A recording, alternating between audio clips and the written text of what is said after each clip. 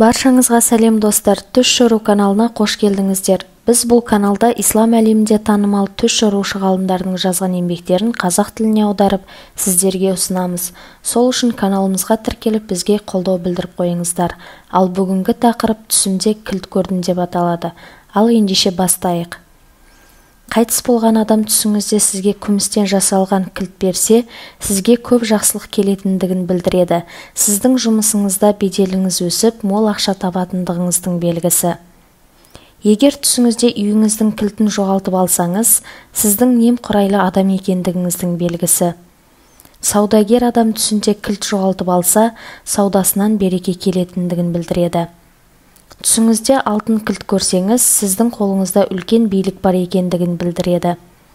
Тұрмыстағы әйел түсінде алтын кілт көрсе, күйеуіңіздің үлкен байлыққа ие болатындығын білдіреді.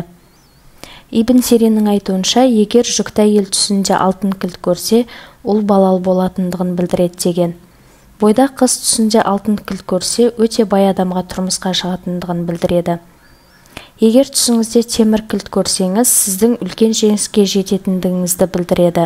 Ибн Шахиннің айтуынша, егер адам түсінде кілт көрсе, өмірінде жасаған жақсылықтары үшін ол адамның тәубесі мен дұғасының қабыл болғандығын білдіреді.